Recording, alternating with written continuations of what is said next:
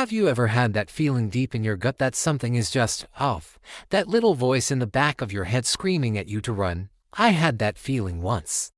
And ignoring it was almost the last mistake I ever made. This is a story I haven't told many people, but I think it's time.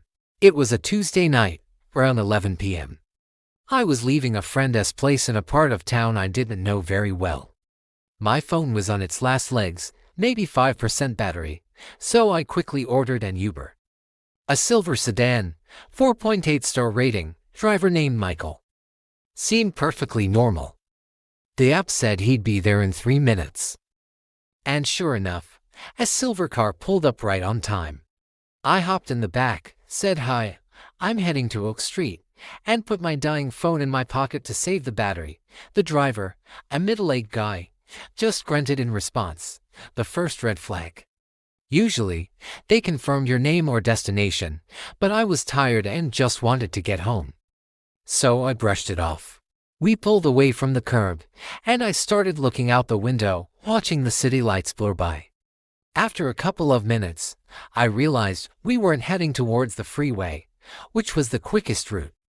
Instead, he was taking a series of weird, winding side streets. I leaned forward a bit. Hey, my place is the other way. The GPS usually takes me on the freeway. He didn't turn his head, just glanced at me in the rearview mirror. His eyes were blank. A shortcut, he mumbled. His voice was raspy and settling. That feeling in my gut started churning. A shortcut, at this time of night, through dark, residential areas I didn't recognize. It didn't make any sense. My heart started to pound. I tried to act casual, pulling out my phone to check the map. But of course, it was dead. I was flying blind. I looked around the car for anything to identify it. The interior was spotless, almost clean. There was no phone mount on the dash, no charging cables, no little Uber or Lyft sticker on the windshield. Just a pair of worn leather gloves sitting on the passenger seat. My blood ran cold. So, what's this shortcut? I asked, trying to keep my voice steady. He just chuckled. A low, gravelly sound that made the hairs on my arms stand up. He didn't answer. We took another sharp turn, and now we were on a street with no streetlights, lined with warehouses and abandoned-looking buildings. We were the only car on the road. My mind was racing. This isn't my Uber. This isn't Michael. I got in the wrong car. My hand instinctively went to the door handle. As my fingers touched the plastic, he spoke again, his voice chillingly calm. I wouldn't do that. I looked up at the rearview mirror again. He was staring right at me. The doors are locked. I tried the handle anyway. He was right. It wouldn't budge. Panic set in, pure, undiluted terror. I was trapped. I thought about my family, my friends. I thought, this is it. This is how it ends. But then, adrenaline kicked in. I wasn't going down without a fight.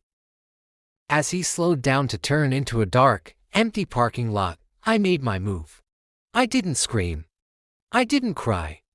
I threw my entire body weight against the door on my side, kicking and ramming it with my shoulder again and again. The old car shuddered with each impact. He cursed and slammed on the brakes, turning around in his seat to grab me. But I was fueled by pure fear. On the third kick, something in the lock mechanism gave way with a loud crack, and the door flew open. I scrambled out of the moving car, hitting the pavement hard. I didn't even feel the pain. I just got up and ran. I ran faster than I've ever run in my life, not daring to look back. I could hear him yelling behind me, but I just kept going, sprinting towards a distant streetlight like it was a beacon of hope. I didn't stop until I burst into a 24-hour convenience store, gasping for air, my whole body shaking. The clerk called the police. I never found out who that man was or what he wanted. The real Uber, Michael, had apparently canceled the ride after I didn't show up.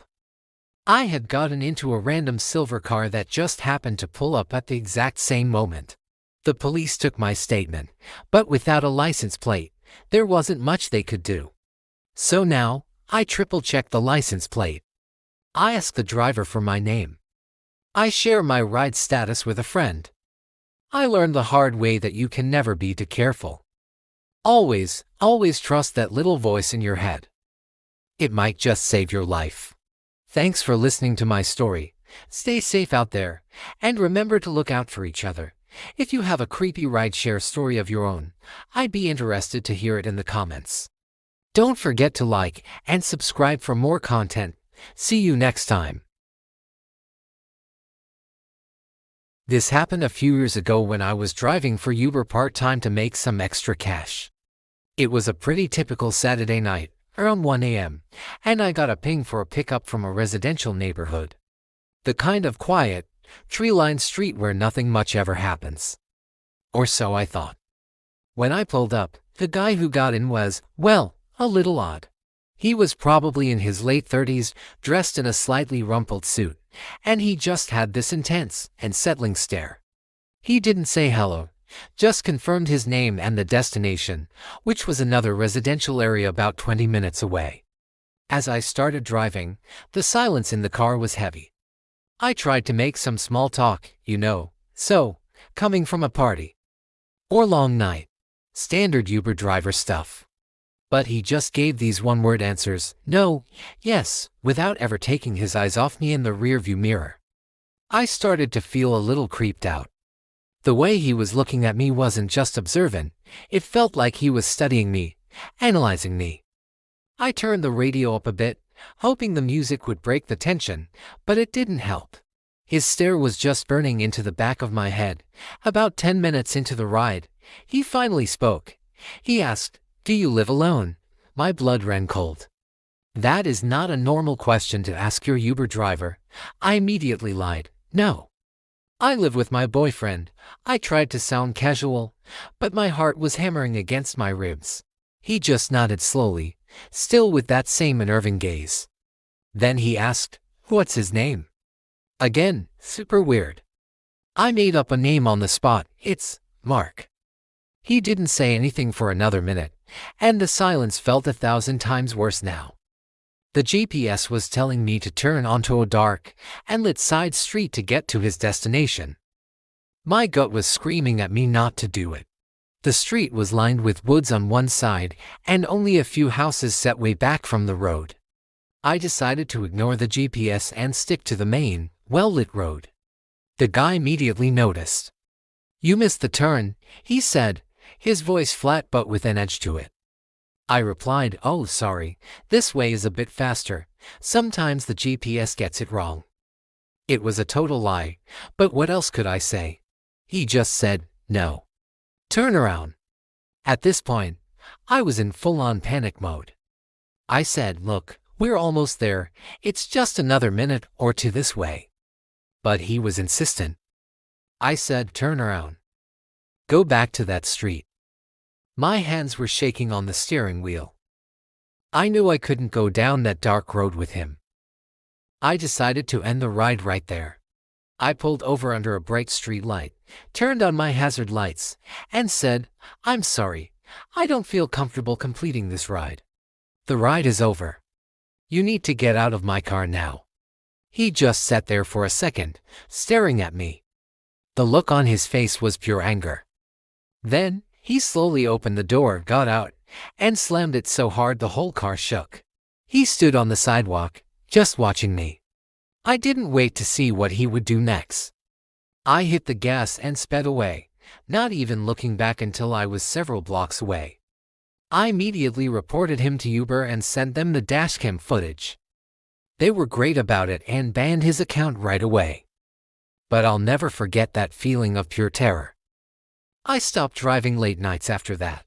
You just never know who's getting into your car. Thanks for watching, stay safe out there, and I'll see you in the next video.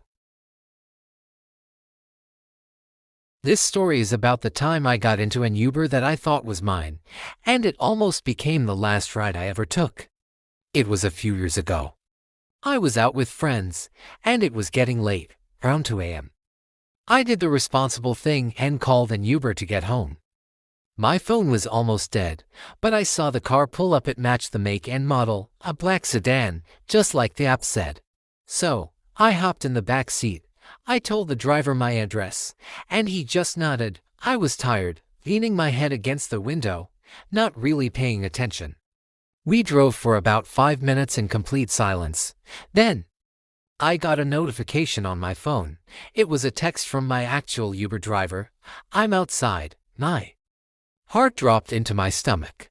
I looked up at the driver in the rearview mirror, and for the first time, I got a good look at his face.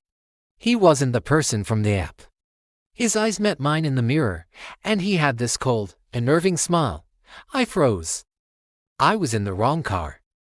"This isn't my Uber," I said, trying to keep my voice from shaking. He just kept smiling and said, "No, it's not. But you're coming with me anyway." That's when I knew I was in serious trouble. He hit the child locks on the doors. I heard them click shut. Panic set in. I was trapped. I started looking around frantically for a way out. We were getting on the freeway, heading away from my neighborhood. My mind was racing.